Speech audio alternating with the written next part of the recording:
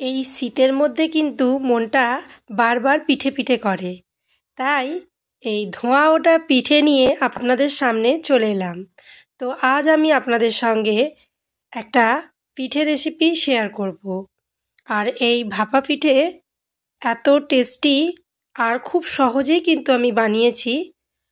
আর এই পিঠে তৈরিতে কিছু টিপসও আমি আপনাদের সঙ্গে শেয়ার করব।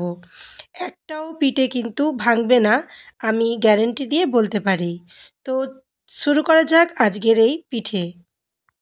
তো যেমনভাবে মা ঠাকুমারা ঠিক প্রসেসগুলো করতেন আমি আপনাদের সঙ্গে তুলে ধরব।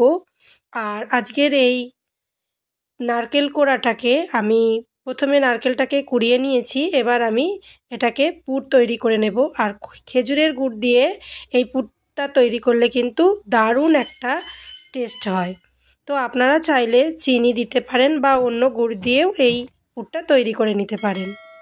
আর এখানে আমি 3টে এলাচ দিলাম মুখের কাছে ফাটিয়ে, আর অল্প একটু লবণ দিয়ে আমি পুরটা তৈরি করে নিয়েছি। পুরটা আর এই ভিডিওতে ডিটেলসে দেখালাম না।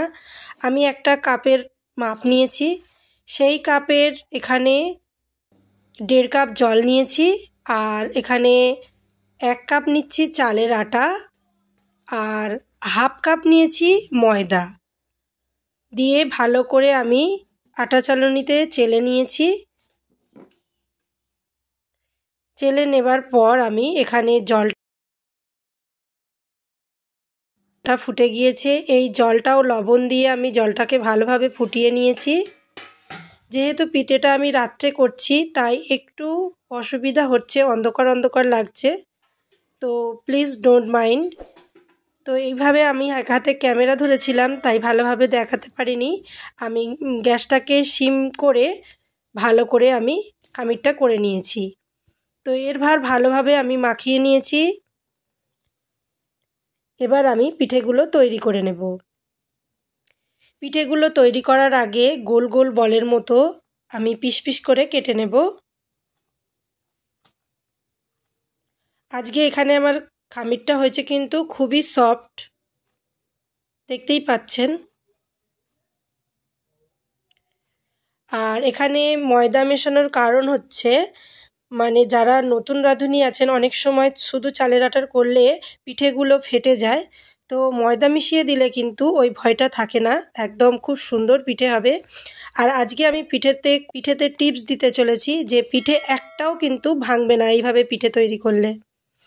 তো প্রথমেই আমি পিঠের জন্য এই বাটির মতো একটা শেপ দিয়ে নেব।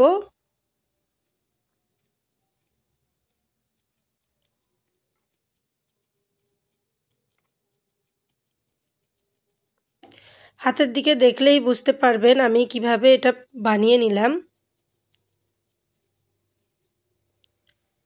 আমি এর আগের একটা ভিডিওতে কিভাবে আমি পুর তৈরি করেছি, নারকেলের পুর, আরও ভালোভাবে ডিটেলসে দেখিয়েছি। আমি ওই পিঠেটার লিংক এই ভিডিওর ডেসক্রিপশন বক্সে দিয়ে দেব, চাইলে আপনারা দেখে নিতে পারেন। আর এই পিঠেটা একটা নতুন ধরনের পিঠে করেছিলাম, কদম ফুল পিঠে।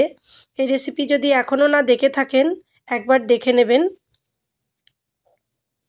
তো এইরকমভাবে গোল গোলভাবে খুব সুন্দর দেখতে একটা পিঠে করেছিলাম, তো খানিকটা আপনাদের সঙ্গে শেয়ার করে দিলাম। আর এখানে আমি আজকে ভাপা পিঠের জন্য একটা বাটির শেপ তৈরি করে নিয়েছি। এরপর পুর দিয়ে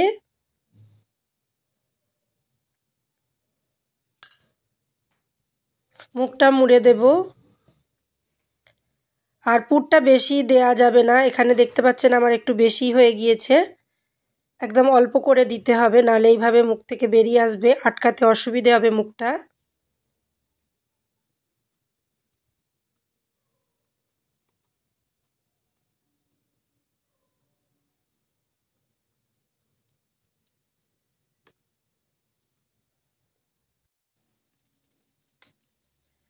আমি আরও একটা বাটি তৈরি করে নিচ্ছি, আপনাদের সুবিধার জন্য আরও একটা দেখাচ্ছি।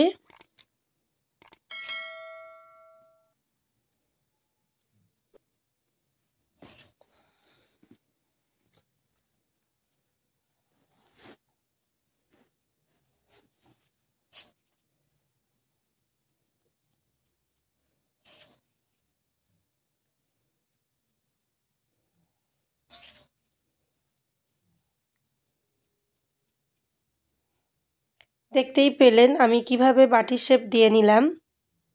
খুব পাতলা করে কিন্তু আমি এই বাটিগুলো তৈরি করছি, যাতে করে পিঠেটা আরও বেশি সুন্দর হয় আর পুরে ঠাসা হয়। দেখতেই পাচ্ছেন আমি কতটা করে পুর দিচ্ছি পিঠেগুলোতে।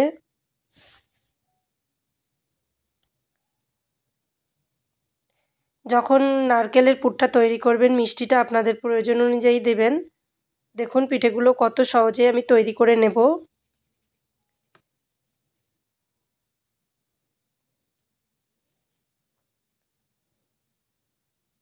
এইভাবে প্রত্যেকটা পিঠে আমি এইভাবে তৈরি করে নেব।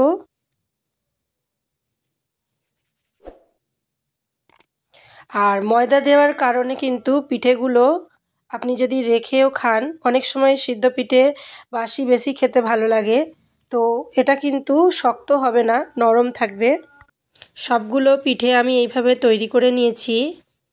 এবার পিঠে যাতে সিদ্ধ করতে দেব, সেটা একটু সাদা তেল এইভাবে আমি মাখিয়ে নিচ্ছি। এটা করলে কি হবে, তাহলে পিঠেগুলো আটকে যাবে না।